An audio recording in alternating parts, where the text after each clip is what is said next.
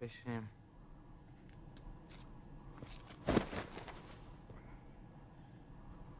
نمیتونی اینجا بشینی.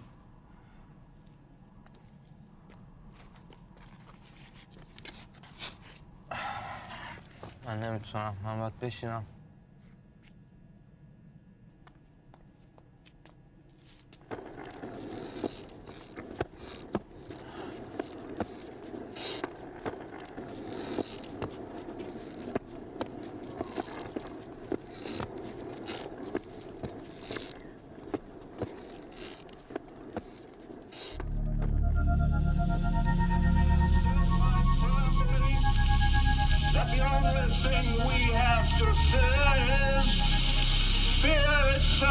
No. Be afraid. Be very afraid. There is nothing to fear except God. Whatever that means to you. Do I look like someone who cares what God thinks?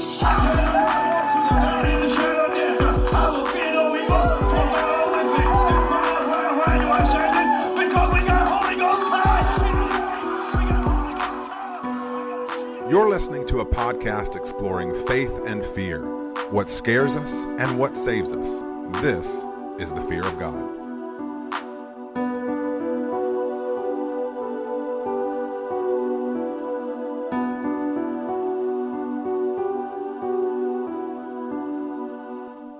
Hello, and welcome back to another episode of the Fear of God podcast. Here at the Fear of God, we explore the holy and the horrific at the intersection of faith and fear, dissecting what scares us in order to find what saves us. Speaking to you right now is Nathan Rouse. Now, typically with me is fellow co-host Reed Lackey, but he did say something recently to me, and I'm wondering if this is what's kind of got him indisposed, that he had to work 2,000 days for a new car. I mean, you know, times are kind of tough out there, y'all. So I think I kind of get it. If he wants to explain a little bit, but hey, I'm just happy for the man. He's working. He's got some gainful employment. He's going to get some new wheels. He's a family man. You know, we need that kind of in the station of life we're in. So I get it. While he is gone, though, I do want to encourage you, if you have not, to leave a rating, leave a review, subscribe to the podcast on iTunes or wherever you get your podcasts. Share the fear of God. You know, that would mean a lot to us. These days, we are in year 3. We are thankful for all of you, as Reed coined last week, constant listeners. In addition to subscribing or leaving a rating or review, did want to encourage everyone right now. We've got a couple of new designs in the TeePublic shop, if you will. It's kind of fun to have a Fear of God shop over at teepublic.com. Every purchase you make of merchandise, Fear of God merchandise during Speaking in Tongues, this series, doesn't have to be a t-shirt, but every purchase we will donate a portion of those proceeds to aid the Florence Project. If you're curious about what this is about, if you're curious what Speaking in Tongues is about, go back and listen to the Wailing episode from 2 weeks ago, where we deeply expound on exactly the heart and intention behind this Speaking in Tongues series. But go grab a shirt, leave a rating, leave a review. Read. You're kind of, yeah, you okay?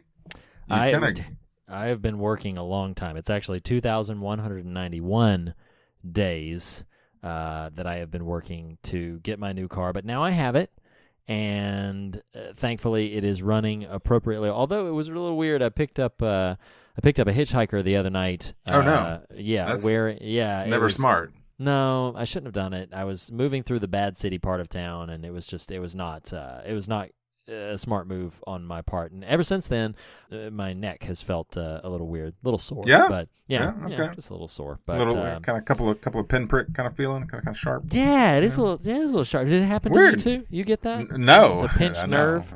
I don't know. I read a lot, so. Oh, I see. You actually don't read as much as you should, but you know that's. It's really at least they're actual books when I do. Okay, Nathan. Hey, buddy. Hey, we had man. a great. Let's take a moment. Shout out Vera Gowdy, our forward correspondent last week. We had a great, surprisingly surprisingly robust. I don't mean because the movie didn't merit it, but a rather lengthy conversation about multiple things. Indeed. One of which was the film Eyes Without a Face, which is about what it sounds like. This week we are in episode 3 of Speaking in Tongues. It's hard to believe this series is trucking along the way it has. We're in episode 3 of Speaking in Tongues. We're in year 3 of the Fear of God. Indeed. There's a lot going on, brother. Hey, it absolutely is. I'm about to surprise you, okay? So I mentioned while you were away, kind of working on your car, or working to get your car, rather. I mentioned that folks during Speaking in Tongues, specifically, if they purchase make a merch perch over at the Fear of God TeePublic shop, that a portion of those proceeds would go to the Florence Project. You remember we did that? We said that? Yes. Well, my friend. A little deja vu for you here. Circa February 2019. So we do have a couple of new designs in the merch shop, the fog shop over at TeePublic, over at TP. See, I'm just making all these anagrams. Yes. Right. We've got That Ain't Right, which kind of speaks for itself. We've got the Foggy Heads. It's kind of, I don't know if you've noticed. I know you can be very kind of secluded about your news consumption and whatnot, but I don't know if you've noticed, but we are in the middle of kind of a rather kind of fervent political season. It's kind of that time again.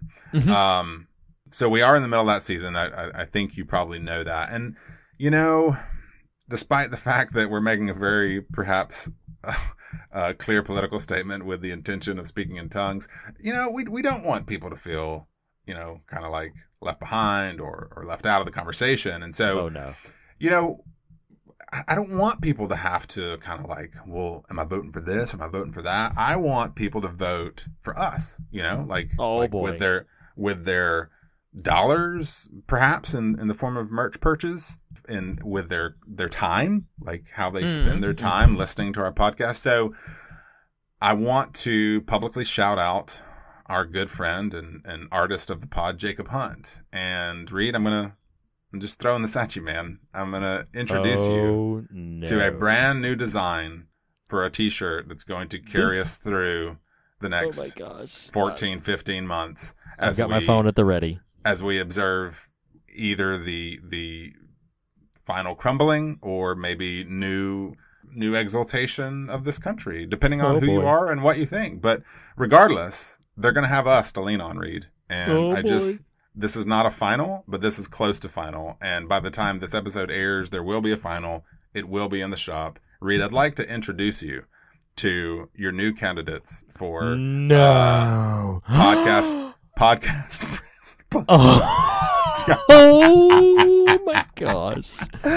Oh my gosh.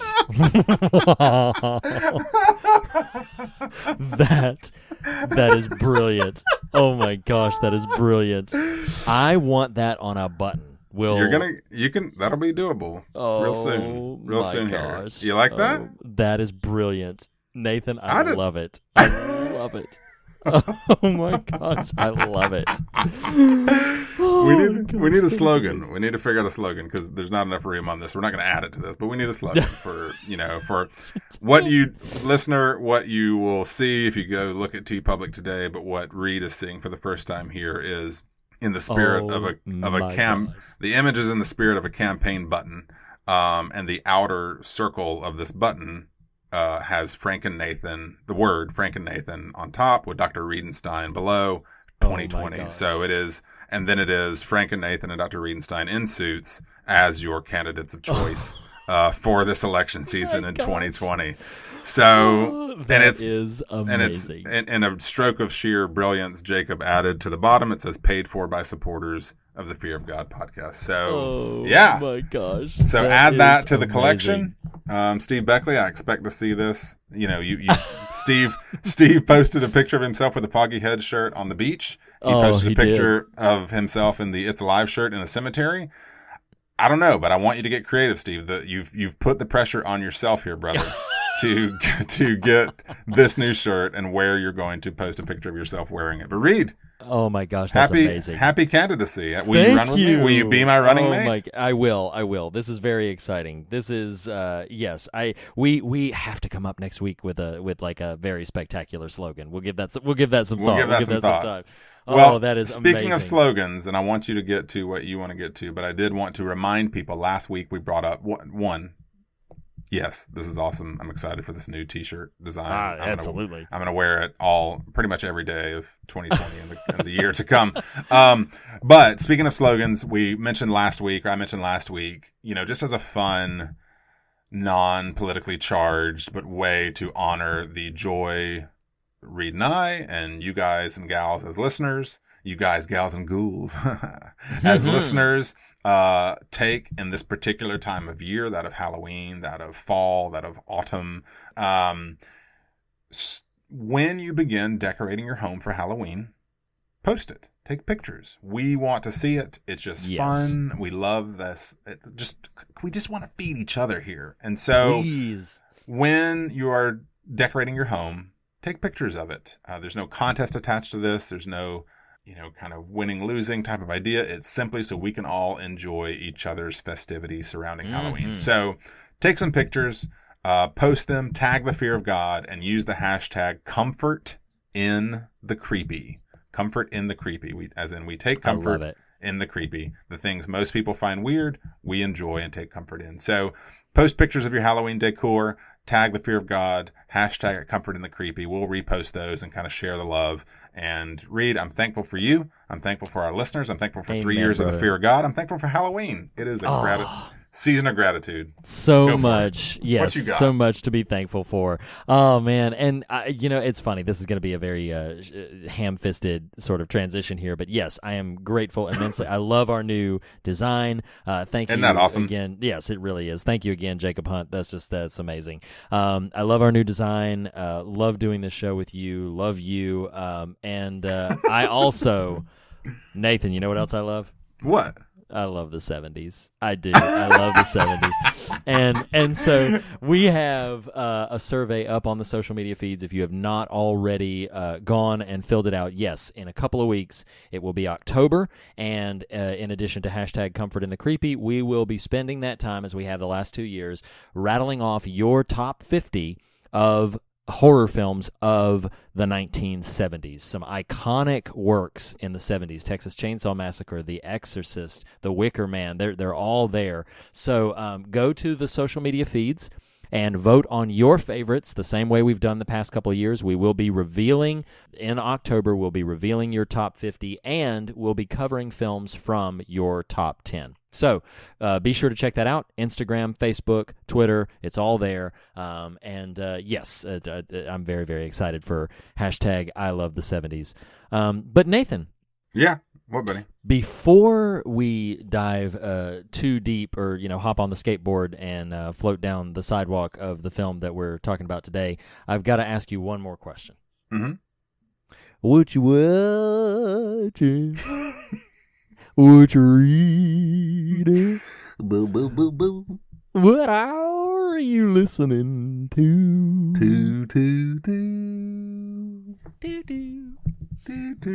I just got one today, brother. All right. I'm in the mood for directness. Show. Succinctness. Mm-hmm. I'm never about succinctness, honestly. We actually referenced indirectly one of this creator's work last week, but my Whatcha is I did have the chance recently to go see director Alexander Aja, maybe. I'm your Faja. His most recent film, Crawl. Fortunately, at that point in time, I had not seen the first dubbed 10 minutes of High Tension. But call back to last week. I did go see Crawl, which is about a swarm of alligators during a hurricane in Florida. It is kind of a climate change horror film. And wow. You haven't seen this yet, right? No. As of this recording, I have not yet seen it. I think you'll really dig it. It is kind of exactly what you think it is and Oh, kind of okay. exactly what you want it to be. So, All right. I mean, it's kind of like Eyes Without a Face. You're like, what is this about? Well, this is what it's about. how long do you have? 2 hours and 15 minutes? Or just it's about a person without a face? Crawl, like the alligator hurricane movie. What's that about? Well, it's about alligators. It's about alligators. Attacking Barry Pepper and the actor who plays his daughter, whose name is not in front of me. Okay. In a hurricane in Florida. So, All right. But it's really good. It's really good. It was a fun I have heard it's very fun. Yeah. Friday afternoon venture to the theater. Awesome. And when it hits home release, it'll be fun in that setting too. So I would encourage you to check it out because you'll dig it. Very nice. Very nice. Well, I have a pair of fun movies. Just one. That, Just one. Just kidding, one. I'm just kidding. Wow. So I finally caught, and I believe you have seen it already. I finally caught Godzilla, King of the Monsters. I did not see it. No, I didn't see it. Oh, okay. Well, I won't get into a ton of specific spoilers, but it's really funny because about Gareth Edwards' 2014 Godzilla got praised by some and heavily derided by others for, in a nearly 2-hour film, Godzilla had exactly 8 minutes of screen time. So there was not a ton of visibility to that character.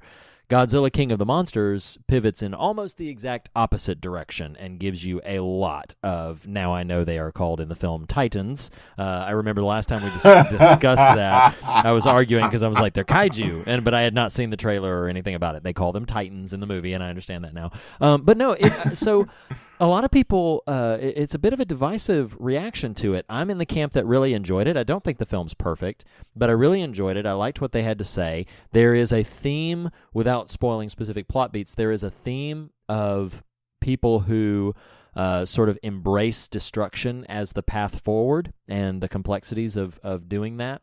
In the film. In the film, yeah. Right. And then there is also, of course, Godzilla fighting with a bunch of monsters and a bunch of other monsters fighting with each other, and lots of great, bold visual set pieces. And if you are into that sort of thing, I think you will have a very, very good time. So, yeah, it's I really funny. liked it. I remember pitching to you even the kind of extended trailer that it released and how kind of epic the visuals were in that. And so I was kind of looking forward to it, and its sort of tepid response made me less enthused, not necessarily to see it, but to kind of work to go see it. Makes sense. But then I got worried, well, did the visuals kind of translate on a smaller screen setting? So I mean, like, to you, how long is it? Do you remember? It's a little over 2 hours, maybe like 2 hours 10. Yeah.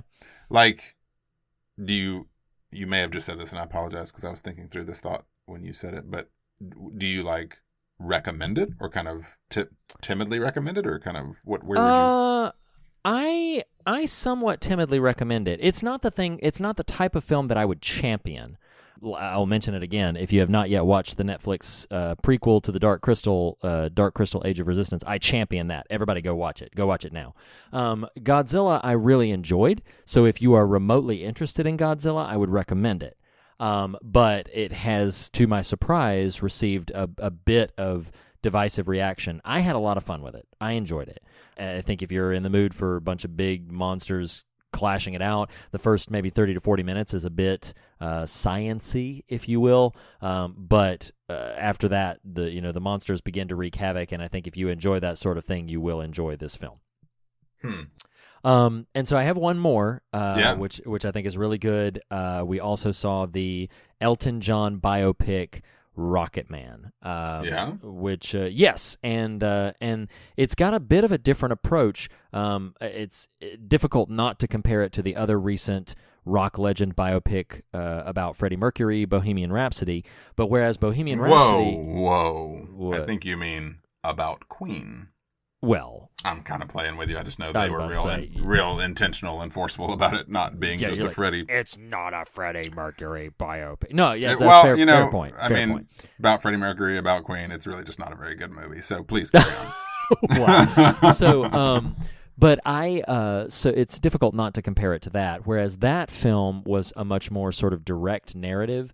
Rocket Man does some fascinating things wherein they play with certain musical numbers. Like they have certain sequences in the film which are deliberately sort of dream/fantasy sequences where his songs get used, but then it is also a relatively linear narrative biopic as well. But I thoroughly enjoyed it. I loved it. My wife and I are both very big Elton John fans.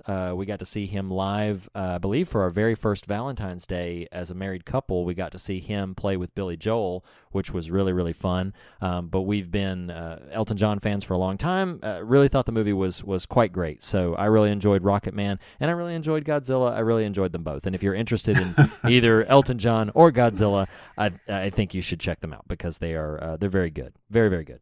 Cool. Now I kind of want to see a mashup of those two.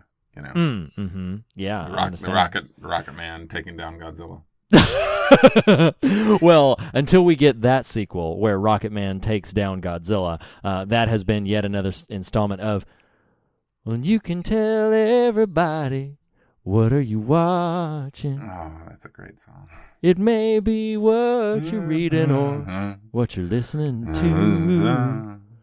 I hope you're watching. I hope you're reading. I hope you're listening to how wonderful something this podcast is with us and you. I love that song.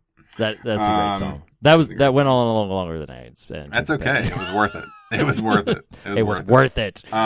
We'll read that. Thank you for kind of course, walking us through that and singing us out and letting me join you. Like, I know I'm not the most melodious of voices, but I appreciate when you. Of course, I want to cue that song up right now. I know.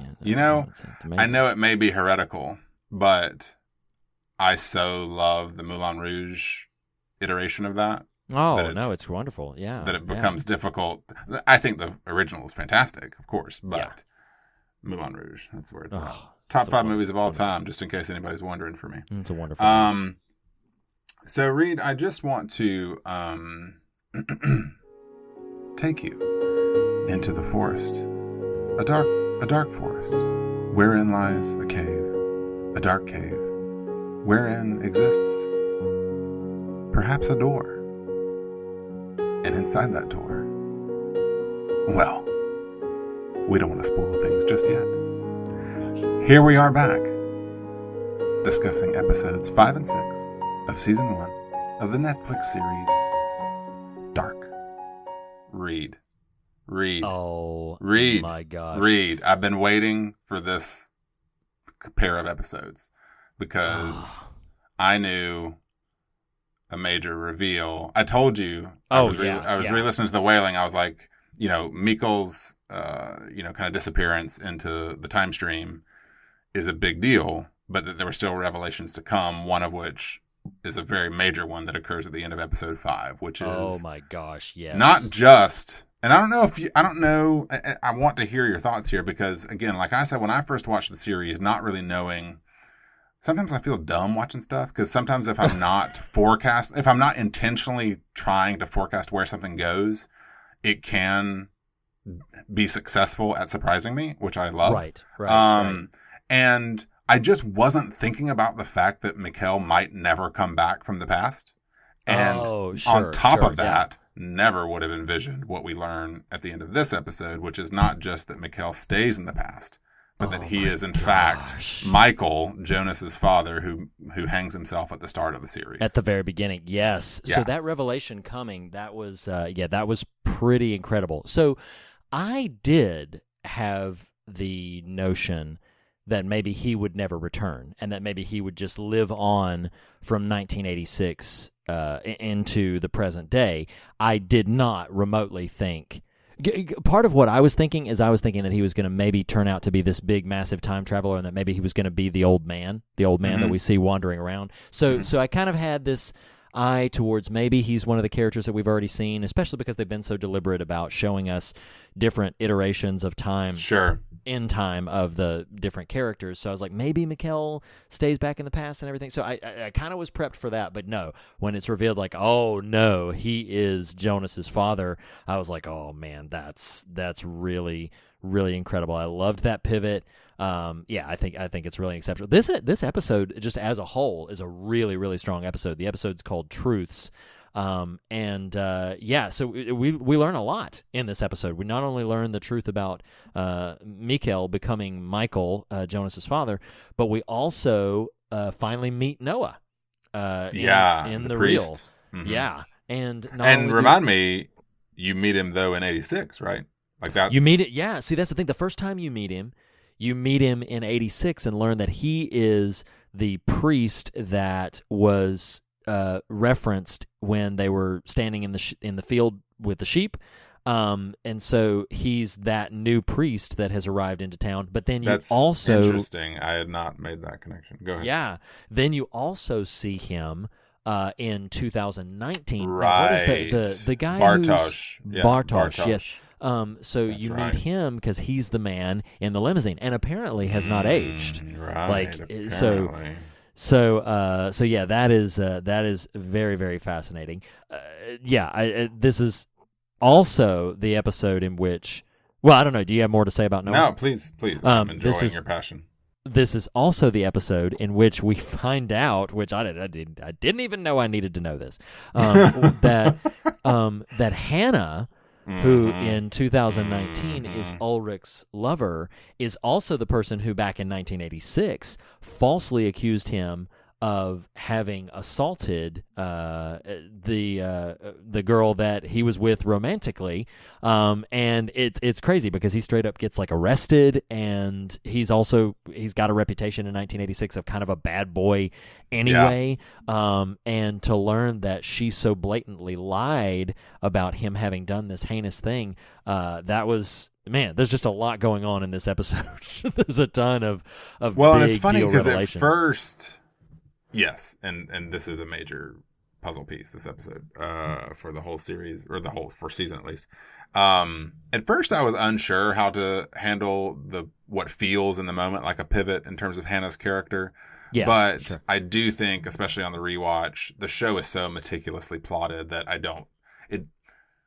a lesser show, that would have felt like a sort of, oh, wait, but what about this? You know what I mean? Right.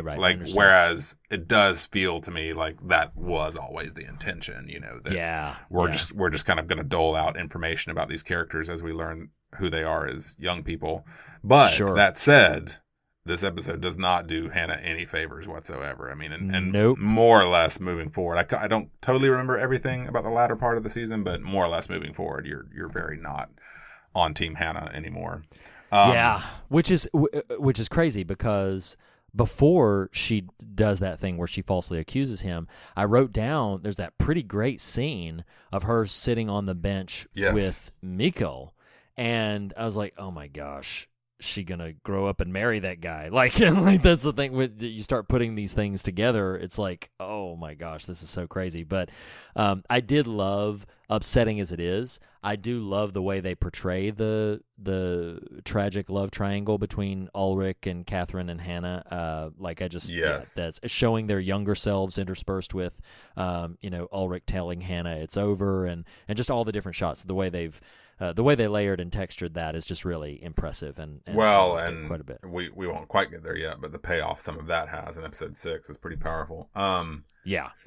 I will say, as much as I championed the actor playing Ulrich last week, I do think, and this won't come as any sort of shock based on having seen episodes 5 and 6 like you have, Jonas becomes very central to the narrative. Oh, sure. Yeah. And I think that actor is fantastic. I mean, he really is.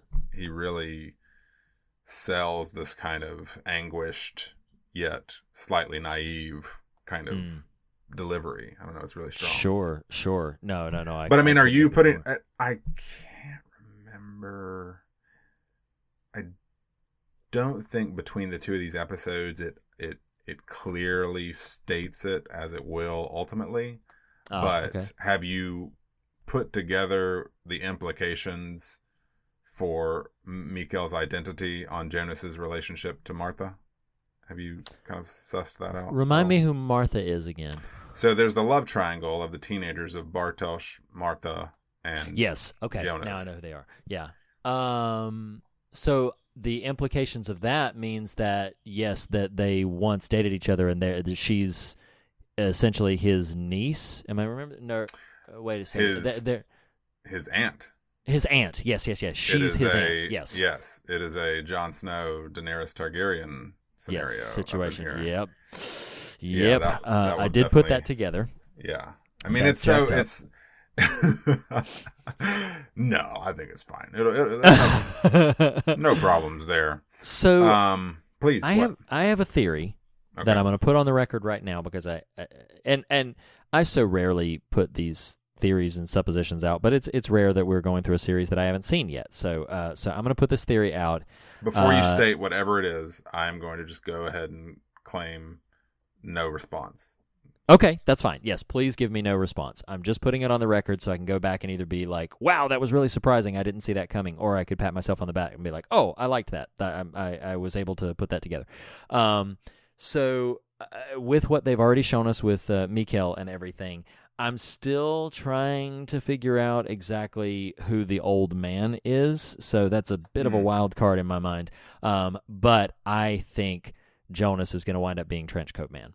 That's what I'm scratching at the moment. Is I think Jonas will be revealed to be who we now know as like the Trenchcoat Man. But I could be wrong about that. He could be somebody else. I won't comment on the identity of the old man or Trenchcoat Man, but are there particular things that kind of lead you there, or just kind of pondering who is this person?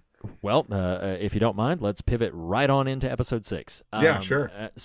Because of his intentionality with which he approached the cave and his path through there, the Trenchcoat Man, for as mysterious as he is, everything he's doing feels very methodical and feels really intentional.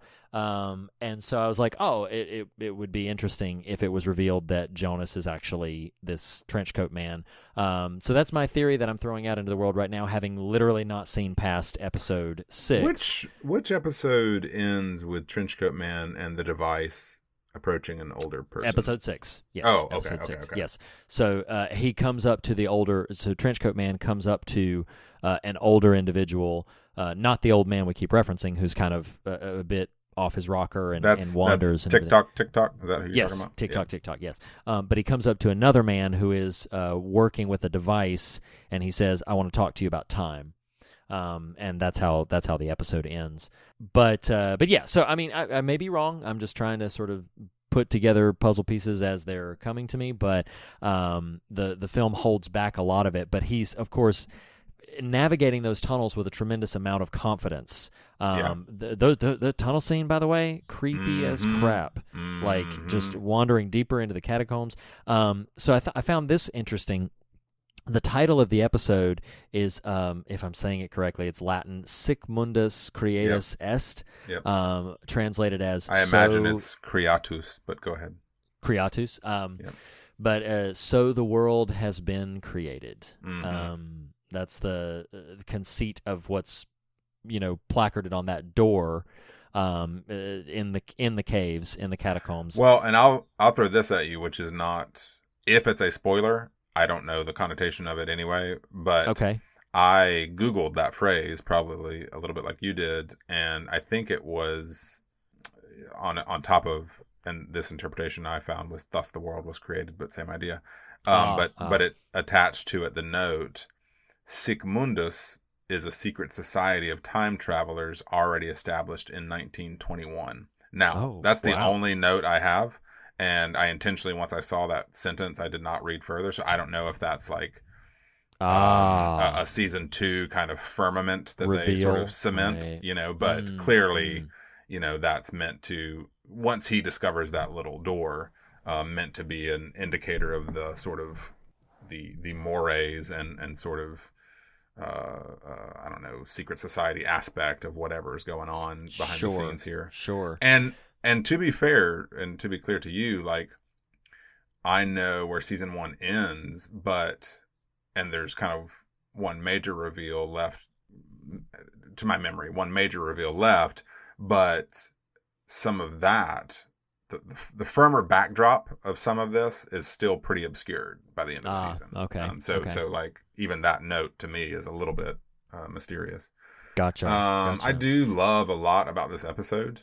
I mean, the whole confrontation. There were several pretty momentous confrontations. Yes.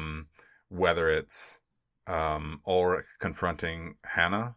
I mean, that's man, rough. Yes, very much so. His phone records done officially found him out too with Catherine back home. Yeah. But I'm sure we'll be seeing a confrontation come there. But I loved too when he's confronting Claudia, and we didn't know any. Well, that's of that. Regina. Oh, Claudia that's Regina. is her mother. Yes. Oh, okay. All right. Sorry. So I mentioned this last week, but to clarify, Claudia is the nuclear power plant head. Her daughter is Regina, which is the curly-headed teenager in the 86 who grows up to be the cancer, has breast cancer. Yes. And now Regina is married. Yes. Please correct me if I'm wrong. To the current power plant owner, right? Yes. Okay. All right. Right. Yeah. I don't know his name, but yes. Yeah. So when he called about the results of the mammogram, I was like, "Oh, wait, what is that?" That was maybe I just wasn't paying enough attention earlier, but that was the first time I remembered that connection of them being married being made in the show. Maybe I'm no, I mean they left him and Regina kind of on the outskirts of the narrative more or less until this episode when they start kind of firming up some of that relationship. But it was when Ulrich goes to confront her about and all that he has been carrying, thinking she did it. That whole thing was just watching it unravel is just captivating. Just like, oh man, he thinks she's the one turned him in. So then that big reveal when he goes back and examines the police reports and finds out oh no, it was Hannah. That was pretty incredible. Well, and to add one more layer of relationship here, I don't know if you picked up though, but Regina and current nuclear plant head is Bartosz's parents. I did know that. Yeah, I remembered that. Yeah. Well, so I will mention right here just the reason that I threw out about Trenchcoat Man, and I don't even care if I'm incorrect at this point. The reason I threw that out is because on episode 2, the very first time I saw the dead boy from 1986, I said, "That's Mads." The very first time. Really? Yes, the very first time I saw it. And so that's why I don't even care at this point if I'm incorrect about Trenchcoat Man, because I was like, dang it, I should have said I think that's Mads, because then it would have been on awesome. record for the thing. But no, I said, because, I mean, keeping in mind, I did say this on the episode about the whaling. I said I intuited a time travel conceit. So then when they're talking about when he sees the boy and it's like, oh, that's not Mikkel, I'm like, well, who's the only other boy that's gone missing that they haven't shown us yet? Because they showed us Eric. And I was like, well, that's not Eric. It's way too young to be Eric. So I was like, that's Mads. That's probably Mads. Or I thought in the back of my mind, or it's somebody that they haven't talked about yet. But it's so funny. I'm sorry to cut you off. It's so funny now that we're getting into the meat of the season and kind of at least, I mean, who knows where season 2 goes, but at least at this point, the deeper mythology of the series. It's hard for me. I don't know if you have this feeling ever. Time travel stories are so difficult to pull off. It is such a tightrope. Oh, yeah. On the one hand, I totally buy into what Dark does. But on the other hand, you keep kind of wondering, is this going to develop some level of inconsistency that's hard to reconcile? I don't know. I don't know kind of what they do, but just things like, the what you just described, the 86 kid being Mads, having ported to the present, being such a huge moment. And I love stuff like that. Because, and let me phrase it this way, what I love and really good narratives can do this is I don't love that it's a time travel story, and I love time travel stories, but it's what I love about it is the wrestling of normal people in traditionally normal scenarios encountering paranormal phenomena. You know what I mean? Sure. They're kind of wrestling through. This is not acceptable sort of stuff. This is right beyond mortal intellect to be able to fathom, and just they're kind of touching the rail, as it were, in terms of comprehending it. And I love the final, or one of the final scenes of Jonas between worlds, and that is revealed to be what's causing the sort of fluctuations in the electrical grid that we've been seeing the whole season. Yeah, it's pretty great. It's pretty great. And I love right up before that moment, and in fact it's happening kind of simultaneous to that moment. I do love the scene where, what was her name, the daughter's name, who's Jonas's aunt?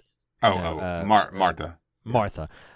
So I love her performance in the play, culminating in like Catherine running up. Yes. What I wrote down, and I want you to get back to your thought, what I wrote down on that specific scene is, this is a really sweet moment with Katerina comforting Marta on stage, but all I could think is that's some really bad theater etiquette. Isn't it? Yeah. Yes, it's awful. It's terrible. Yeah, it's terrible. And it's it's really funny. There's I won't recount the whole story because we just ain't got time, but there's something that our old college professor Keith talks about, a particular incident on stage that happened when we were all on stage, and he said, "Yeah, my respect for you as actors and theater people like went through the roof. My respect for you as people just went right down the toilet." When he was talking about, I can't believe you laid down one of the bedrock moments of the mythology of our friendship, and you're like, I'm just going to touch and go here. Okay, fine. So I just want to be sensitive to time, but so we're doing a performance of Our Town. And there's an actor. Should we name him or should we keep him a secret? Oh, I mean, I'm going to post this to YouTube as soon as this episode airs. So. Okay. So our good friend Jeremy, he is playing Mr. Webb in Our Town. Nathan's playing the stage manager, and I have a much smaller role. I think I was like the constable or something like that. It really was like a 4-line role. But Nathan is out there on his own and is completely oblivious to the fact that backstage one performance night, Jeremy, our friend, is feeling terribly faint. Performance night. This is not a rehearsal. This is a performance. Jeremy is feeling terribly faint. He's feeling terribly sick, and he's feeling like he is imminent to passing out. Now, I was his understudy, and there was a debate right up until like seconds before this happened that, should I go out for you? I know the lines. Let me go out for you. Would have thrown you off a little bit, you, Nathan, but, like I can go out for you if you're not feeling up for it. Jeremy insists to go out there, steps out on stage, delivers, I think, a line, if he even gets the whole line out, and faints dead away. Like, just completely passes out. You on stage. I love that this is happening because our narratives in lost language need to meld a little bit here. So it wasn't so much he delivered a line and then fell to the ground. He comes out, and yes, I'm playing the stage manager, and I'm supposed to be this omniscient narrator character. My friend Jeremy walks on stage, and it takes me about 10 seconds to realize something's up. But I have no clue that what you just, like, that's the first time in 20 years since this happened that I've heard that story. Your version of what you just described. So all I know is he comes out and he's kind of winded. So we're apart, probably about 15 feet apart from each other on stage. I just kind of in character walk over to him. Yeah. He places his hand on my shoulder, which again, I'm still not aware of the severity of the situation. Mm-hmm. And then he slumps into me, passed out. And then I kind of cradle him to the floor. This is on video. We will post this because Reed brought it up. Yes. And then I have the choice, because our fellow actor and peer, Carrie, comes out on stage because she is playing his wife in the show. So I call her in character as her character name out. Oh, yeah. Mrs. Webb. You just look, you'll see it on the video. You just look to the back. Mrs. Webb? I am desperately saying, Jeremy. Oh, my God. And he does not come to. And then other townsfolk in character come out. Including the town doctor. Yes. Who brings out, thank God, his stethoscope in character, administers, the stethoscope to him. They pick him up and haul him off stage, and I go right back into the show, and we improvise the rest of a play from there. We proceed to write out, improvisationally, the third biggest character of the show. He appears one more time later when he was seated, delivers a few lines, but then, like, the very next scene, we kill him off. like it was, oh my gosh, it was the craziest night of theater that I have ever participated in. To analogize this to Dark, it would have been like once Jeremy had hit the floor with the soft thud that he did, because I was a good friend and gently got him to the floor. If the director had come up on stage and stopped the show, so then is Katerina walking up on stage to Marta. Yes. So like taboo in the theater. The show must go on. Man. That's it. it. Must. It's a very sweet scene. It's a very powerful and sweet scene. It is, and it's funny too. Yes, I'm really glad that we were able to tell that story. But the scene in Dark, it's sweet. It's very moving. But yes, I was sitting there like, yeah, this is awful that she's just interrupting this play, and that nobody's doing anything about it. Like, everybody's just sitting there like, is this okay? Like, what's happening right now? Well, and then, goodness gracious, immediately after that. So oh my gosh! Right before that is when Katharina calls into the radio show and basically says there's a murderer in our town. Yeah, and this town is a festering wound. And then she goes to see her kid in a play, and it's really lovely and heartfelt and sweet. Then she walks out, and Regina comes in, who we've just learned 10 minutes prior they have this deep-seated kind of animosity. And right. Katharina beats the tar, like, physically out of this cancer patient. And, oh my gosh! You know, kind of just goes to town on her, and it's intense. It's pretty rough. I am eager. So that's really all that I had on this, these episodes. But I'm eager to get into. We'll have one more episode next week where we'll just cover episodes 7 and 8, and then we'll have a full episode to talk not only about the beats of the narrative but the overall themes of Dark. So yes, I'm loving it, and I'm very, very excited to be covering it. Well, and as a final note on this pair of episodes, I do love the scene of Jonas coming out in '86 and encountering Hannah and her dad, and the sheer, kind of in the real world, his head would have physically exploded off of the top of his shoulders. But right. I love just the bafflement he's experiencing in that moment. Mm-hmm.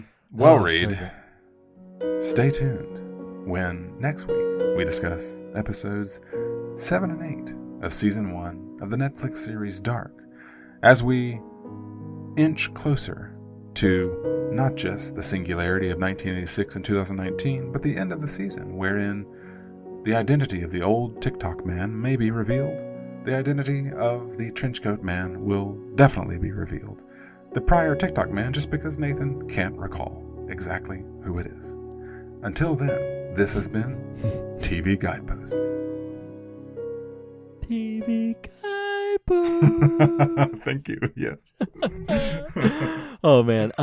Okay. So before we get into the film proper, as we've been doing on this series, Speaking in Tongues, I want to give a shout out to some additional films from this region. This week we are covering the debut film from indie director Ana Lily Amirpour.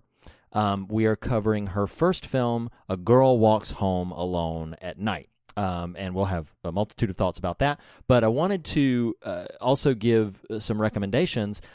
There's actually only one I can give, because I looked around to try to see what other films, what other Iranian, Persian horror films there were to recommend. And there's only one that I could find access to that I had seen that I could speak to specifically. If there are others, they are not widely available to be seen or widely talked about. But the other one is available as of right now, is available on Netflix, but is a film that I do love. I was so torn about whether to cover A Girl Walks Home Alone at Night or whether to cover this film, but it's the film Under the Shadow. Directed, I'm going to butcher this name, please be gracious with me, but directed by Babak Anvari, I believe is how you say that name.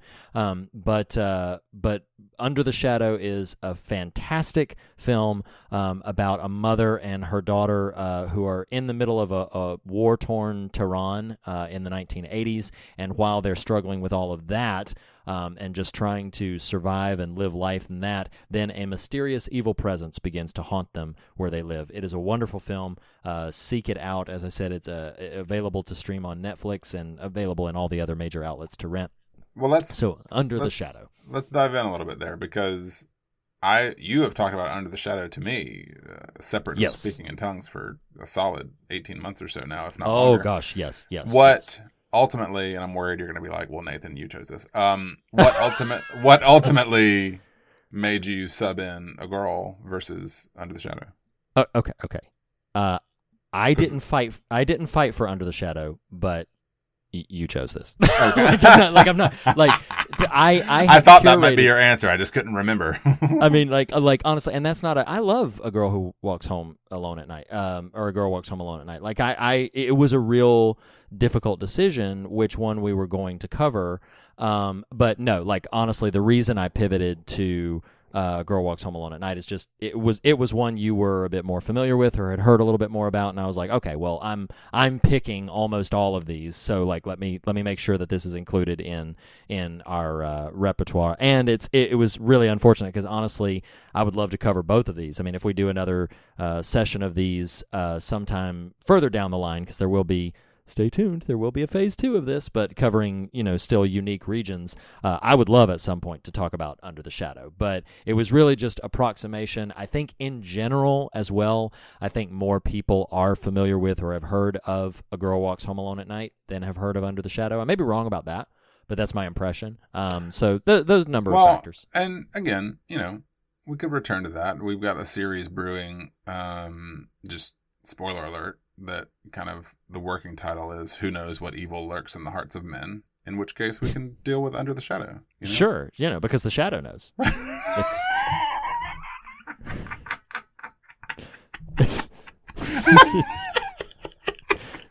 Thought you were going to sneak in a little reference. No. Moments like, I just got to warn you, moments like that are friendship tests. It's like, let's see. Are you going to know? Are we really as Kismet compatible, just hetero life mates as I think we are? And you proved me right, and I'm just thankful for moments like that. I love it.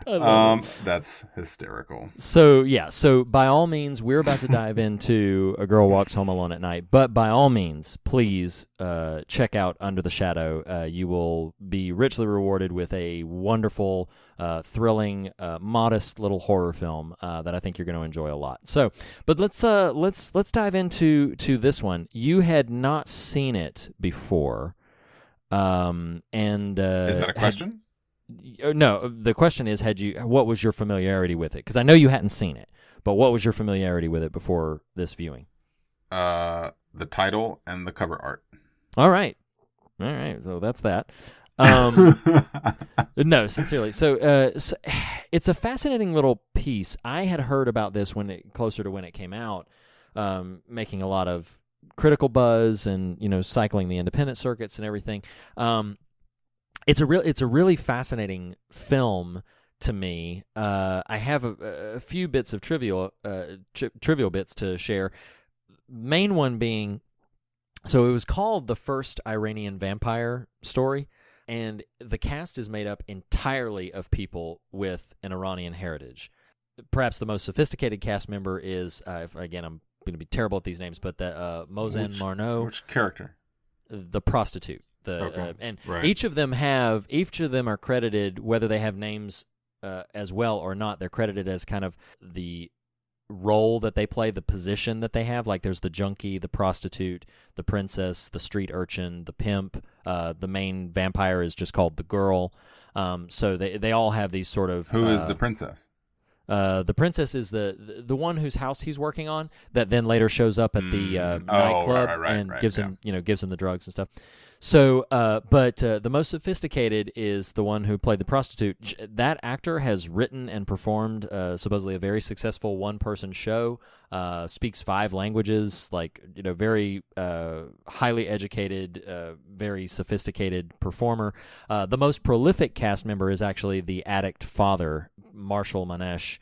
He has more than 100 acting credits to his name. But everybody in the film had an Iranian heritage, as did the director. what's fascinating is it's set in the Middle East with a fully Iranian cast and was filmed in Taft, California, which is like an hour and a half away from me. So, well, what's funny about you saying that is once I discovered that, I was like, huh, are we breaking our rule here? You know, I mean, clearly no. We're not, but it was just a really surprising factoid to discover. Right. And it's funny because now he's going to kill me if I'm wrong about this. I believe he either spent time growing up there or was born there, that our podcast benefactor, Tyler Smith, I believe is from Taft, California. I believe he's from there. I would need to double check that. I know for a fact that he used to live there. Is he of Iranian heritage? Not the last I checked. Need to verify that. But it's interesting. Just a couple more things. You do see the director as a cameo in this in two ways. She's under a lot of makeup as what's credited as the skeleton party girl, who they call Shirin at the nightclub scene. But she's also a skateboarder herself, and that long skateboarding shot. Yep. Where she's the one on the skateboard until it comes closer and pivots to the more close-up of the actor. That's really funny because I remember that shot being so great, and then it kind of cuts to the close-up, and I was like, oh, well, but that doesn't make sense. Right. But yeah, so it's the director on the skateboard in the long shot. This was something that I thought was interesting. So speaking of skateboards, so that full body cloth that the girl wears is called a chador, I believe is how you say it. It's a traditional Muslim garment.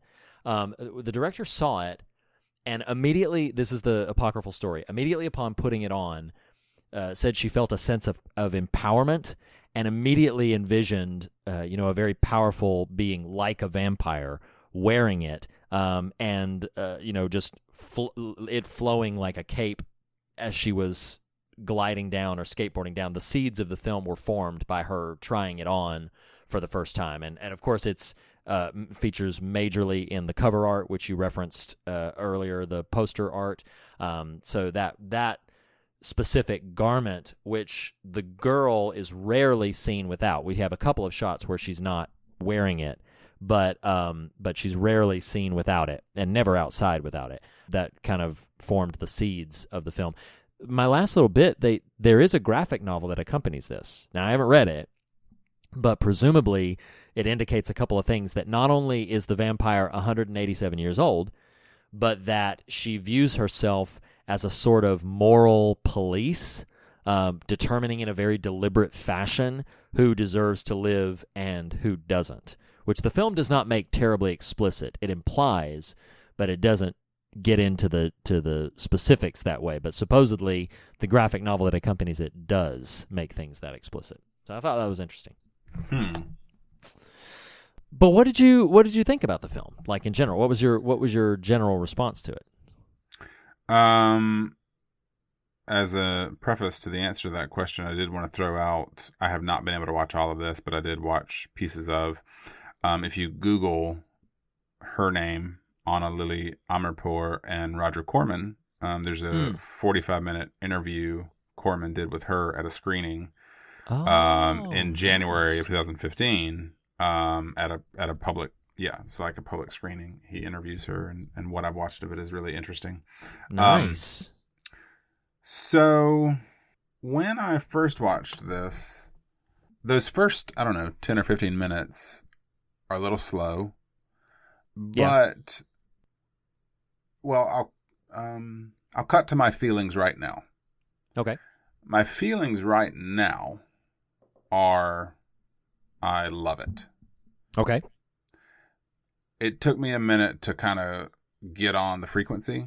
Like I said, those first 10 to 15 minutes. And in fact, I remember feeling a little sluggish, like in the watching of it. I was like, sure. Woo, this is kind of slow. I immediately kind of got energized by in the apartment encounter between her and the drug dealer. Oh my gosh. Yes. And kind of from there on was just really captivated by it. And I rarely to never do this. But tonight before our recording, I went back and just rewatched scenes. Oh, sure. That I was so kind of taken with. And I don't know. I could see, kind of stage of life is challenging sometimes these days to like brew on something kind of over time and marinate and or watch multiple times. Yeah. But I could see a scenario where I could easily kind of cue this back up to kind of dive back into it. So sometimes I don't like answering that question because it kind of gives away the recommend at the end. But I understand. I thoroughly enjoyed it. I am very, in a way that neither of our other Speaking in Tongues entries have, it kind of energized me thematically. Gotcha. To at least, I don't know. I think there's something pretty interesting and subversive happening in it. So yeah. Awesome. I mean, I really enjoy it a lot, and I think it's very well executed, especially once the establishment of the given circumstances is in place and you meet the girl, it kind of goes up a level. Yeah, absolutely. It's a captivating film. It's a really, really captivating film. I do agree that it kind of demands that you follow it and that like you adjust to what it's trying to do, rather than meeting you halfway. I think it just sort of insists that, hey, if you're going to be here, you need to get on board with what we're doing. But I love it for that. I love that this is in black and white.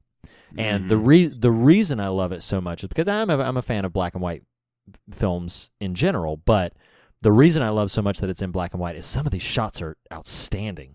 The framing in some of these shots is staggering. I think and this did ping for me when I first watched the film. I did go back amongst the scenes I rewatched. This was one of them. The scene immediately after he spins the disco ball in her apartment and the following 2 minutes are maybe one of my favorite scenes in a movie in the last 5 years. Like, whoa! I loved high it. Praise. I loved it. I loved because there's a feeling sometimes with films where something flourishing happens in the film craft where you're like, okay, you're just showing off. There was something so. It's clear this director is so interested in her own characters, which is really fun. Sure. And to execute, I'm pretty sure you know what I'm talking about, that scene where he spins the disco ball, she's framed on the right side of the screen, is in frame for a solid probably 30, 40 seconds before he even enters the frame. And then there's this whole minute and a half, 2 minutes of this like lovely, powerful, passionate kind of, but not, or maybe passionate's wrong word, intimate kind of engagement that's just so, and the music is great. Like I loved that scene. The music. Yeah, that's the Fear song, right? Like the Fear's got a hold on me. Yes. And oh my gosh, and when he kind of presents his neck to her, which is fascinating because he doesn't really. Yeah, go ahead. It's not quite so much because and the only reason I'm going to challenge is the wrong word. The only reason I'm going to check that is having just rewatched the scene itself. Because he has no suspicion at that point of her true self, but no, not at all. He comes in towards her. She turns around, and I think it's that she kind of in an intimate, what would have been perceived as embrace, kind of tilts his head back, and he permits it. It's not so much that he exposes his neck to her. It's kind of like, you know, if you were to ask him in that moment, do you know she's a vampire? No, he doesn't. But she kind of tilts his head back, and now I'm remembering this in real time. One of the true lovely things about that sequence is, yes, she tilts his head back, which ostensibly in vampire kind of lore would be now she's going to take him. But she then kind of places her head on his chest, and the song trails off into a heartbeat. And so it's just, that's how the scene ends. So yeah, I mean, I friggin' love that scene. Well, and you talk about the music. I mean, the music is vital to this film. And if you and I haven't heard or read a lot of interviews with the director, but I know from reciprocal critical reviews of the film that music is evidently like a vital entry point into what she's after for the film, Yes. that it's almost more important than the script. That What I did watch of that Corman interview, she directly comments on the music. Yeah. Ah, gotcha. Yes. And I love this soundtrack. I mean, this soundtrack has got some fascinating... the nightclub scene after he's taken the ecstasy and everything is sort of in passing shadows. The song that's playing over top of that is hypnotic and haunting, and it's just... There's so many sequences where... In a way, I don't want to... I'm resisting making this comparison so much, but he's known for this. Here it is. In the way that Quentin Tarantino can do some very interesting things with music in his soundtracks, however you may feel about his films or about his use of music or whatever like that, he's very deliberate with it. Sure. And does some really compelling things with soundtracks in his films. And in that same cloth, she has just got... I could see her doing like an entire sort of operatic piece, but with different pieces of curated music that are meant to evoke specific emotions in you at specific times, and so yeah, I love that. I love her sensibilities surrounding it's that. so kind of naturally deployed throughout the film too. I mean, I said, I'm going to use the phrase, I love this scene. It's not nearly in the same way as the one I just described, but the reason I love the scene I'm about to describe is because it energized me to the film after 15, 20 minutes of kind of slowness. But when she's at the drug dealer's house, I mean, I love just like this idiot machismo. I mean, he's snorting lines. He gets up. He lifts weight. He's doing curls with the dumbbells. Oh my gosh. He wanders over to her and starts dancing while he takes his shirt off. Like, it's just this really mesmerizing scene because she's so unmoved by it. Oh yeah. And then he wanders back over to... This is a super random note here. When you get a chance and take 2 minutes or 30 seconds to watch this moment... Rewatch that scene. I swear. So on the end table or the coffee table where he's snorting coke or whatever it is, is a safe, which is what Arash comes back for later on when he gets the keys. Yes. Well, on top of that safe is a gun. I swear that gun is a Nintendo Zapper. It is exactly what it looks like to me. Anyway. Oh, really? Oh, yeah, interesting. I mean, you know. Odds are very low that that's true, but it definitively looks like a Nintendo Zapper from 1986, which is when Dark happens. But no, that whole sequence is really strong. This is blurring into thematic stuff, but just the stoic... His character, the drug dealer character, is such a... And I don't know if you saw this. I'm jumping all over the place, but the movie is. Let's do that for this film. Just follow where you want to go. The movie is articulated as a feminist vampire western, which is just, fantastic. But his character is such the boorish, brutish, kind of...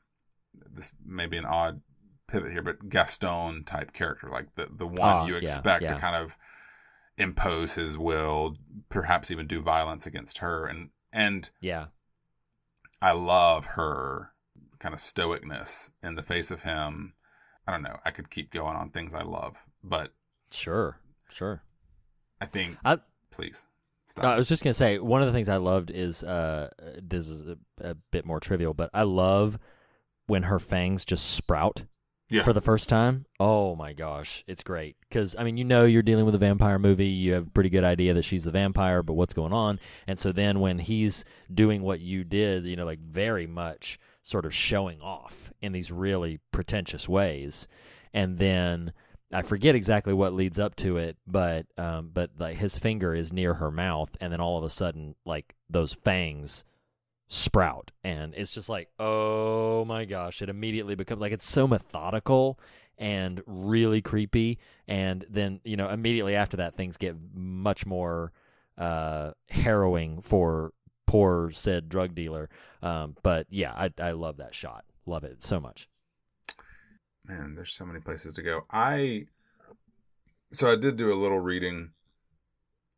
There's a way in which the Wailing, the geography matters for kind of comprehension of the social dynamics.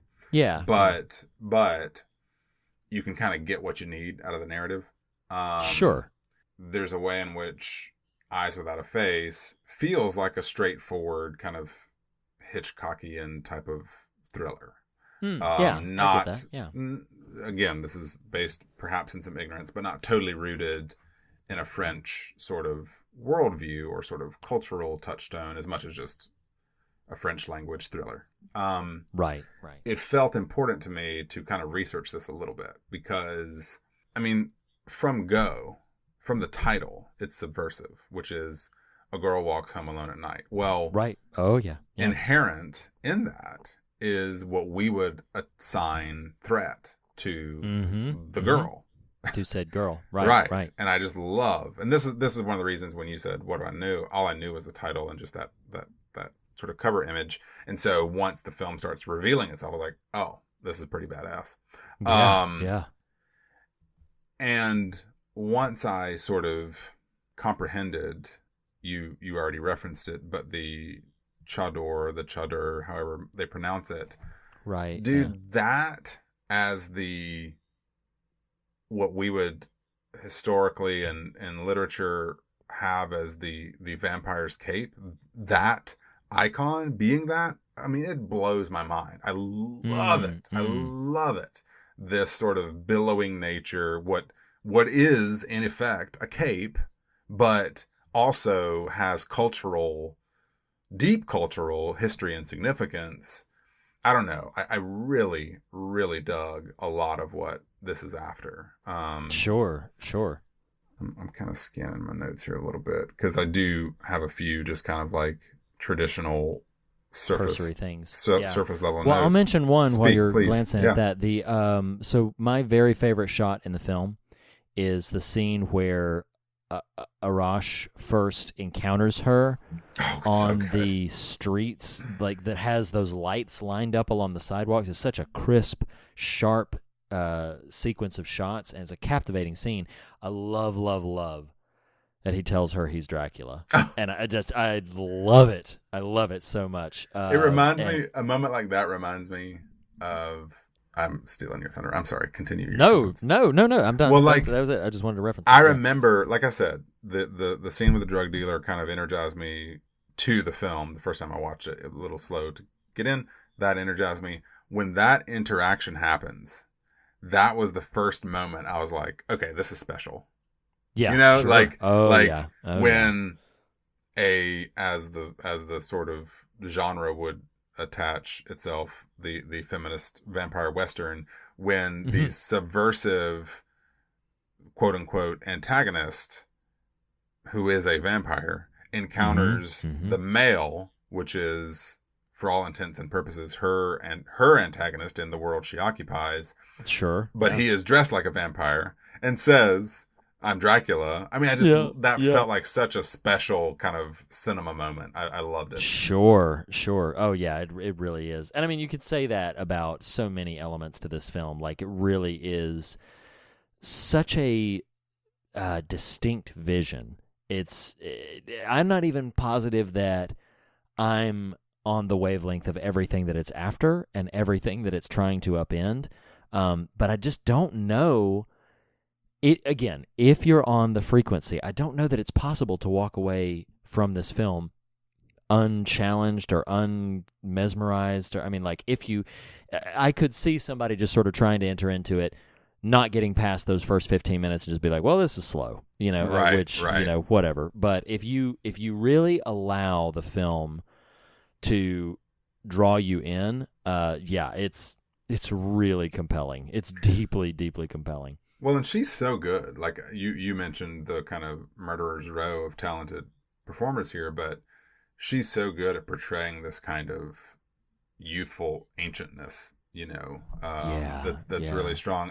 One other sort of cursory scene, but even then is just indicative of masterful filmmaking. Oh my gosh, I love the scene when she encounters the father and mirrors him I mean, that's amazing. Oh my gosh. It's so amazing. Yes. Yeah, it really is. And that's a pretty harrowing like when it's a pretty rough scene when he forces Ati, the prostitute, to take the heroin. Yeah. But then it was fascinating to me that like the girl kind of, I guess, felt it. Like she's not in the room, but like feeling what was taking place, and then just arriving in all of her glory and fury. It was, oh man, it's well, let's okay. It's So really all mesmerizing. right, let's kick this door open. So Do it. it's funny because clearly, even in the first watch, which again at this point I'd say maybe I've watched it once and a third because I did go back and rewatch some of these scenes, but Sure. at the first watch I'm like, okay, this is clearly in the moment I don't know that I would have said feminist, but that's because it was late and I was tired from the first 15 minutes, but very feminine, subversive, who is traditionally the powerful oppressor vampire is now the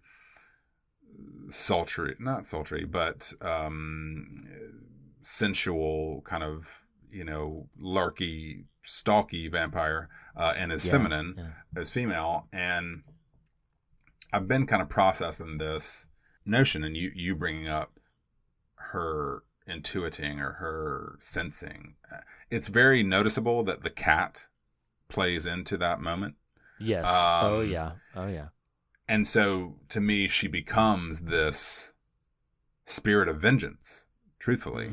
And it's funny because I've even been trying to process, and I love the scene when she interacts with the young boy. Oh my gosh, it's so intimidating. It's great. It's great. Man. I love that he thinks he's running from her, and then she's right in front of him again. Oh, well, that's wonderful. So I guess where I'm going with this is so few things that are left to be said about this movie can be extracted from the thematic elements of it. And right. I was kind of processing this scene where she just presses this kid who you like. Like, it's not the druggy dad. It's not the drug dealing, kind of jerk. He's a nice it's kid. Just this kind of sweet kid, and seems to have nothing going on. But she presses him, and are you a good boy? Are you a good boy? Don't lie to me. And then kind of ends the scene, starts scaring him with her teeth, reveals herself, and says, I'll be watching you until the end of your life. Mm-hmm. And so you couple that, I don't have a real clear through line I'm aiming for here, so I'm just talking, but you couple that with the scene where she emerges as the defender of the prostitute. Right. And I did a little research kind of before our episode tonight, because what little I know about the Middle East, one thing that is pretty sort of easy takeaway is the oppression of women. And I did a little digging and just a few little notes kind of culturally there. Women's rights are severely restricted in Iran specifically, to the point where women are even forbidden from watching men's sports in stadiums. Oddly specific, but women confront serious discrimination on issues such as marriage, divorce, and child custody, have been sent to jail for publicly speaking out in favor of equal rights. Oh my gosh. Because the government wants the population to grow, it's moving to ban medical procedures that women can undergo to avoid pregnancy. So like forced pregnancy. Women in Iran are forced to wear the hijab, headscarf worn by Muslim women in public, even applies to young schoolgirls. Married women can't leave the country without husband's permission. Overarching theme here is cultural, societal, political, complete oppression, kind of. And so viewed in that light, what to just sort of a casual eye might be just, it's a woman vampire movie, suddenly becomes this vengeance fantasy. And I don't even mean that negatively, but just it's an oppressed minority making a parable of its overcoming. And I think that's really powerful. Yeah. And if you, this is me speculating truly as I've tried to process the scene with the kid. And it's almost like, I do think Arash, the sort of lover of the film, is meant to be this kind of outlier for her. But in terms of, like, he doesn't fit the traditional mold. She's clearly attracted to and or drawn to him, compelled by him, in a way that traditionally men have not been for her because of cultural stuff. But right, processing the interaction with the kid, just kind of go with me here, but like the notion that an oppressed people group personified by her is articulating its animus to a youthful iteration of its oppressor. And that's like really fascinating to me. Sure. She doesn't act out violently towards the child, but does clearly intend intimidation in a way that we would say, wow, geez, goodness gracious, it's just a kid. Right. But, what'd this kid do to you? Right. But viewed through this cultural lens, suddenly takes on a whole new meaning of, she's, and so again, juxtapose that with your comment about how she just intuits. Well, again, if it's vengeance, wish fulfillment, this prostitute who has tried to be clean and has not been pursuing these sort of negative, destructive behaviors is forced. It's forced upon her by this, I know it's an overused buzzword, but this patriarchal sort of representative person. Right. Well, then girl becomes this harbinger of vengeance and death to that system. Yeah. I don't know. I don't know. Just really fascinating from that standpoint.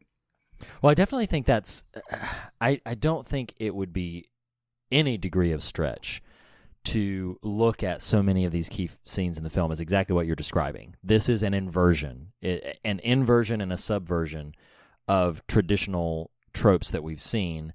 Like you already mentioned, the title, Girl Walks Home Alone. That's in most other horror movies, that's the setting of a victim. A victim coming into counter with a predatory thing.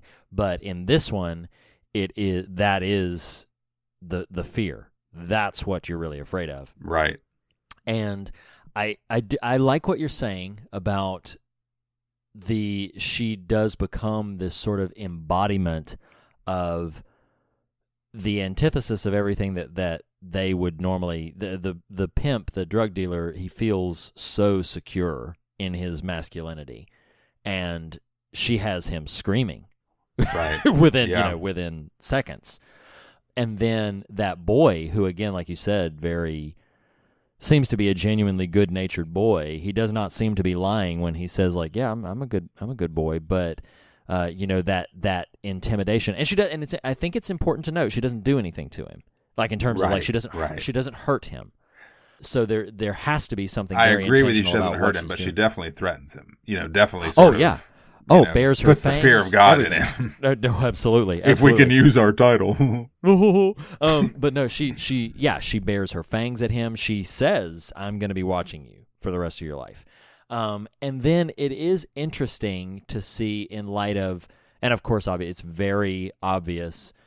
Well, I shouldn't say obvious, but I don't think it's a stretch read to see, like, yeah, she is, avenging the poor prostitute who has been forcibly. I mean, admittedly, the scene itself is really fascinating because that prostitute's resistance is so tamed. Like, she's constantly saying, no, please, no. But it's not a violent scene. She's not thrashing against him or anything. It's just you feel the weight of the beaten downness of this character, and the beaten downness perhaps representative of that entire people group, of the people who plead and beg, please no, and just are helpless against the steady continuation of that oppression. Into the midst of that emerges this force of nature that's like no, and takes it out. But then her relationship with Arash and how that changes it, how he sees and puts together because of the cat that, like, oh, you had a hand in my father's death. Like, he knows it. But oh my gosh, it's so captivating, that scene at the end where, like, she's in the car and he's standing out in front in the headlights, and they're not saying anything to each other. But the weight of what each of them knows and what may or may not be possible, like, I wonder what she's thinking. Is she thinking, am I going to have to kill this man that I kind of love? Or is she viewing, like, what is she thinking about of him in that moment? And then it's kind of intuited that as he's standing there staring at the car, it's like, do I embrace this? Do I go with this? Am I just going to go along with? Am I going to go along with this? Are we going to, drive away together? It's a fascinating examination of the tensions that exist in those dynamics. Well, it's interesting. There is far too much happening in my brain. It's far too late to try to make it fully coherent. Okay. But it's interesting because I keep processing the dynamic she displays towards the male characters in the film. And this is in real time type of note, but, like, I feel like it's important for me in I don't even know that ways that you'd say it's quite as important for you, which is not dismissive whatsoever, but, like, having a house full of women is very important to me to kind of comprehend the world they perceive, if that makes sense. Right. Yeah. It's important for all of us to be empathetic and do that, but for me, it feels like a particular burden that I have to just kind of, the director is a woman, this character is a woman meant to manifest certain expressions of feeling. It's significant that no one has a proper name per se, or rather, that there are very representative names assigned to people. The prostitute, this is for sex or whatever. This is a representative character used by a segment of society. Yes, right. And it's funny, like, if this analogy gets super unwieldy, I'll roll it back. But in my sort of thinking through this child's role in this story, I think about,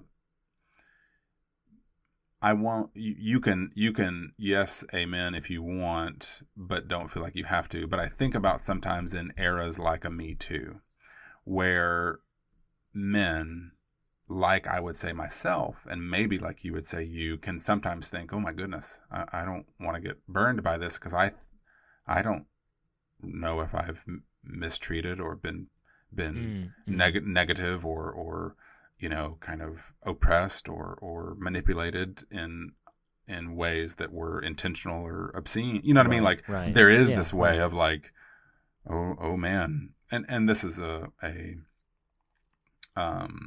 this is an extreme way to say it, but, like, oh, I don't want to get burned by this, or I've been fine. Don't catch me in the crosshairs.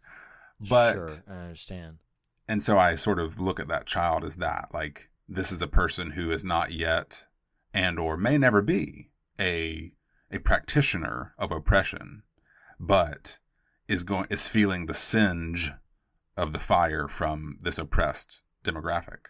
Yeah, Does that make sense at all? It does. It does. Yeah, I understand. And I think I'm going to pivot into the Fear of God Godfather Richard Rohr here for a moment. I was listening to you. I have you to thank for this, by the way, which is a positive, but also if you're like, oh my God, Nathan, stop talking about this. But I've really been listening to Another Name for Everything a good bit. Yes. And the most recent episode is a second part of a conversation about, and it's titled like Duality in Relationships. But one of the questions they field is from a 60-something woman, Catholic, who's been plugged into church for decades and who is very angry and hurt and burned by the experience she sees bearing out in the Catholic Church specifically, but in the broader church generally. Yeah. And it's interesting because they address this question. I'm trying to feed this back into A Girl Walks Home Alone. So they basically, the podcast host, Roar, and his two co-hosts, one of whom is a woman and one of whom is a man, probably in their 30s, both of them in their 30s. And they sort of talk about this. They unpack this notion of women who have been serving in the trenches of ministry and church life, who are observing the revelations of deceit and pain inflicted by male leadership and authority structures, and kind of asking Richard Rohr this question of like, where do they fit? What are they supposed to do? And it's really fascinating. And this is where I'm tying this into the movie. Is he says, I think you and I have talked about this before on the show, but he identifies three major kind of phases of kind of living, and that being construction, deconstruction, and reconstruction. And, you know, construction is sort of this first half of life idea. You're just building your moral framework. You're building your worldview. Something may happen. It may be a real specific tragedy. It may be a broader disheartenment that causes deconstruction. But fascinatingly, and as a sidebar, something that's been a little convicting for me is the notion of reconstruction. But regardless, he identifies in this woman's question, he says, this is a person in the deconstruction phase. And he says, they have to go through this. Now, and in fact, he identifies the anger of women. And he says, this is important. And they need to feel this. And they need to own it. And they need to live in it. Because this is part of a grieving process. Like this is in the ebb and flow of resurrection and dying. This is the dying, right? This is the disillusionment. This is the heartbreak. This is the tragedy. This is the pain. All this sort of stuff wrapped up, manifesting as anger. And yet, we don't want to skip to the end yet, but at a certain point, reconstruction has to happen, which is his answer to this woman's question, which is own your pain, own your anger, live in that, be in that. But just know a moment will come where reconstruction will need to begin, and you'll, in order to be fruitful and life-giving to others around you, which is ultimately the point of the gospel, you'll have to start building something new. And so that's a long-winded way of addressing this film, which is you look at these cultural trends, which are oppression of an entire gender and people group, manifesting as the spirit of anger and vengeance, and like the need to permit that, and like knowing that unintended burnings will happen when you get too close to the fire of that anger. Does that make sense? Right. Oh yes, of course. But of course. At the same time, you know, for people like you and I who might feel like this little boy who are like, oh my God, yeah, I think I'm a good boy. Oh my God, you're scary. You know, right, sure. Still just need to kind of get out of the way. You know, I'm talking a lot, but I'm trying to just sort of build this framework that's kind of arrested me in this film. No, it makes sense. So one of the things that she's wearing, and a lot of this is because of the shadow that she's wearing, but in many ways, one of the final shots evoked in me thoughts of Red Riding Hood, but like an inverted Red Riding Hood. And obviously there's no color in the film at all, but I'm looking at her and I was like, oh man, she reminds me in this shot of like a noir Red Riding Hood, but she's the wolf. And it was just, again, it was just fascinating to me.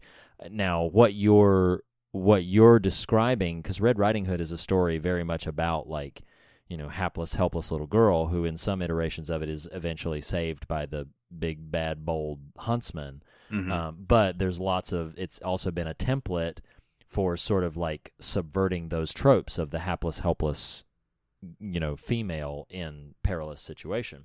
And one of the things that I understand, and I don't even feel any disagreement that, you know, like you and I have talked, I think mostly off pod, about like the swinging pendulum, or the swinging pendulum, whatever. The swinging pendulum. Swing.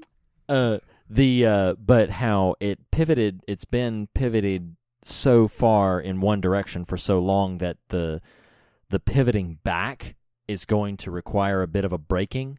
Like there has to be sort of a shattering to come back. Like you can't force your way back from extreme to normal. Like sometimes there's an equal and opposite reaction that has to happen before normal can even be possible. And that's part of what it makes me think of to hear Richard Rohr's reflections on like the need to feel and own and live in and let play out the anger that comes from, what has been wrought for however long time. But this is me putting words in Richard Rohr's mouth here, but I do think there would still be a guideline of do no harm as best one can. But sure, I understand. And I think it's important to note that those who need to feel anger are the ones themselves who have to come to recognition of when that anger is supposed to end. You know what I mean? Like you can't suddenly become this voice of reason saying, okay, it's time to not be angry anymore. Right. No, of course. But it's interesting. You brought up an interesting point with the final shot of him outside the car, her in it. And what's powerful to me about that in this thread of expressed anger by an oppressed group at that whom they've been oppressed by. Right. What's indicative of that final moment, or however late in the film that is that you're describing, is the power dynamic is there's an equilibrium. Like he traditionally, because of his gender, has power over her. She, by virtue of her skills and talents and identity, is more powerful than him. Right. It's almost like, I think you'll understand this. That sounded like dismissive, like you're smart enough, Reed. But it's that moment of reckoning that happens in an intimate relationship where you're like, oh my God, you're a person, and that can be awesome and scary, and I'm a person, and that can be awesome and scary, and neither of us are intended to hold power over each other, and that can be awesome and scary. So let's walk forward in this awesome scariness, trusting that mutual will to good and will to health and will to well-being will kind of guide the steps. Does that make sense at all? Sure. Like, yeah, no, it does. The power dynamic is on a level playing field, is what it feels like in you describing that scene. No, I understand what you mean. Yeah. Am I just kind of rattling off? No. I mean, I think there's a ton to this film, and I feel like it's a film that rewards revisiting, and I feel like it's a film that rewards reflection and pulling on any of the disparate threads. But there's something that we probably don't even have time to get into right now, but of just the ways in which loneliness and despair will sort of attract that appetite, will attract that hunger.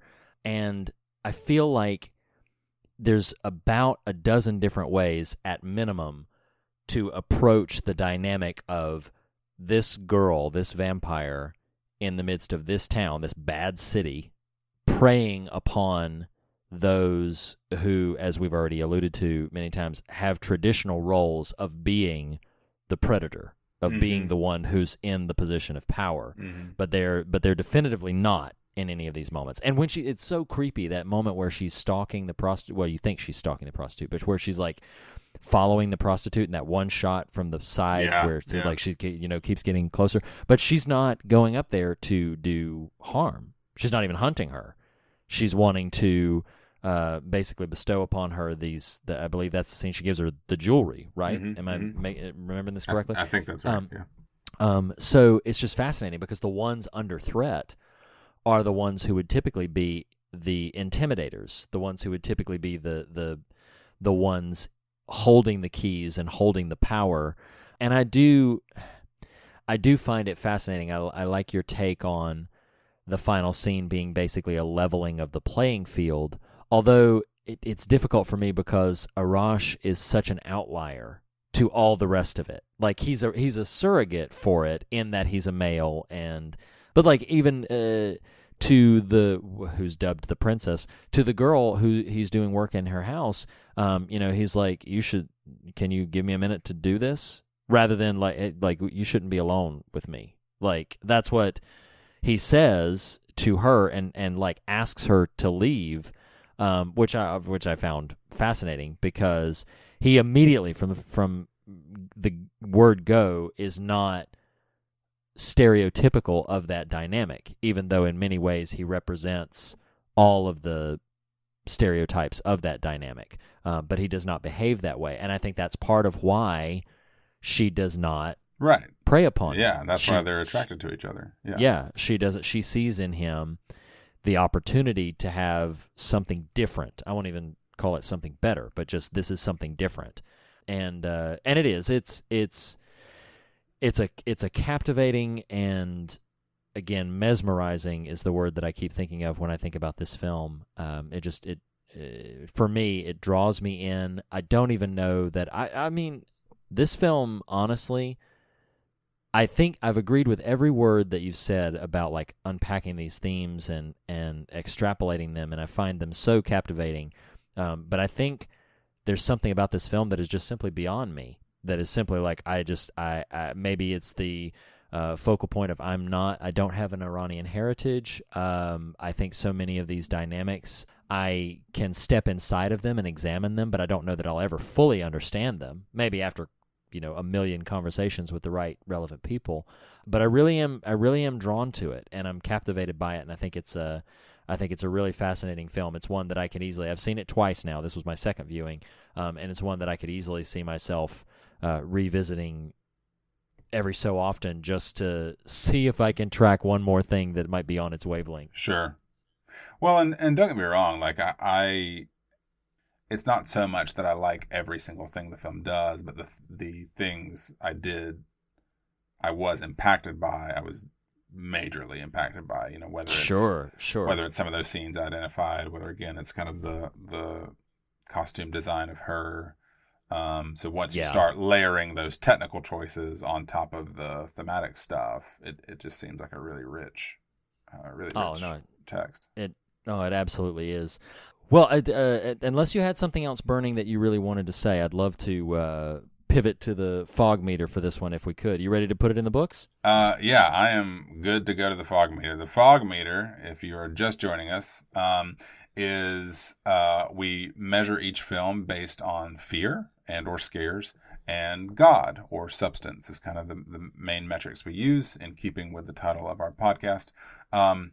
For fear, for A Girl Walks Home Alone at Night, there isn't a ton that's inherently quote-unquote scary about it, but I do think the imagery, the iconography is employed in such a kind of fresh fashion that kind of keeps you on your toes through the narrative. I'm going to lean into a 5, I think, on the fear factor for this one. Okay. So yeah, I'm kind of right there with you. I think 5 feels right for the fear notion. There's a couple of startles, and there's definitely some harrowing elements, but yeah, I'll definitely sit there with you on the 5. For me, on the substance meter, I mean, dang, man, I was just sitting here saying, like, I think this film is a bit beyond me. I think there's a lot going on into it. I'm gonna land at an 8 for substance for me. I think there's a tremendous amount of simple, elegant, and compelling thematic elements. I mean, just there's so much that we didn't even get to. I wrote down, the ways that we feed off of others what we can't locate in ourselves, and just all of these. Oh my gosh, there's just so much to it, even beyond the socio-political ramifications. It's a fascinating film. So 8 for me for the God meter.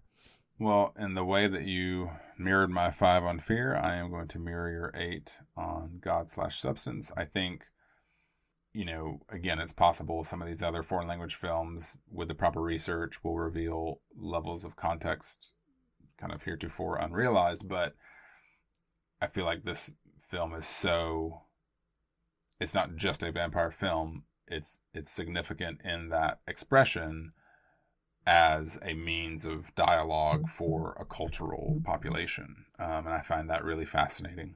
Yeah, I am going to parrot your 8 on the God meter, which brings episode 3 of Speaking in Tongues, A Girl Walks Home Alone at Night, to a 6.5 on the fog meter, which is a very impressive rating, all things considered. I like it indeed. But the really big relevant question that I don't feel that I need to ask you, given so many of what you've said, but would you recommend A Girl Walks Home Alone at Night? Absolutely. I would go watch the disco ball scene I'm referring to right now if it weren't 1:30 in the morning Eastern Standard Time. Right. What about yourself, friend? Oh, high recommendation. Yeah. High recommendation. I do feel like just for the sense of just pushing the buttons, I feel like people need to be prepared that you've got to get on the wavelength. Yeah. I feel like it's a film that asks quite a bit of you. I don't know.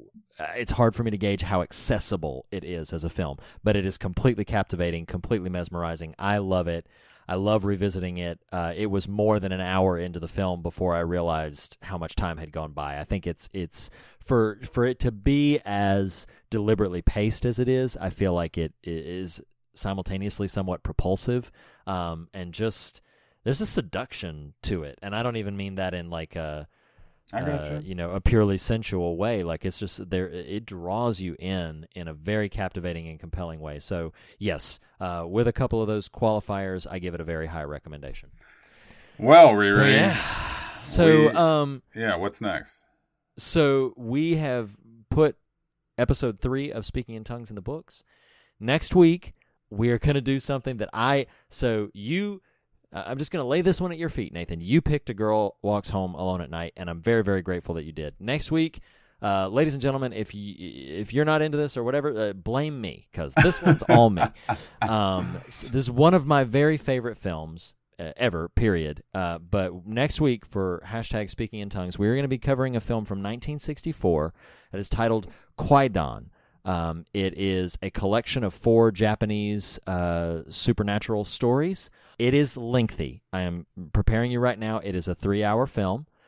You can watch it. But it's anthology? I didn't realize that. It's anthology. Yes, it's anthology. It is 4 separate films that are linked thematically, but are separate unto themselves. So you can watch it in space if a 3-hour runtime is intimidating to you. But 1964's Kwaidan is our penultimate episode of this phase of Speaking in Tongues, and we will be discussing it right here next week, along with episodes 7 and 8 of season 1 of Netflix's series Dark. So we're ramping up towards the finale of that show as well. Check it out, Kwaidan. If you have that Criterion channel subscription, then it is available there. Otherwise, it is available to rent. But yes, seek out 1964's Kwaidan. And Nathan, thank you so much for having this conversation with me, as always. You're welcome, brother. I'm happy to once more find Jesus on every road. And I'm happy to be on this road with you, and look forward to seeing everybody next week after 3 hours of 60s era Japanese supernatural anthology storytelling. Indeed. Woo. All right, guys, we'll see you next week. The fear of God is the beginning of wisdom, but not the end of the conversation. And you can continue the conversation in a variety of ways. You can follow us on Twitter @TheFearOfGod. You can like and follow us on Facebook, or join the Facebook Fear of God discussion group. You can follow us on Instagram @FearOfGodPodcast, or go to morethanonelesson.com to leave a comment on this post or any of the other official episode posts. Email us at fearofgodpodcast@gmail.com. Our theme music was composed by Lee Wright and Reed Lackey, and our podcast art was crafted by Jacob Hunt of jacobhuntcomics.com. Merchandise for the show can now be found at tpublic.com. Just search for The Fear of God Podcast, all one word. And last but not least, if you listen to us through iTunes, we would greatly appreciate a rating or a review. Thank you for listening. We'll see you next week.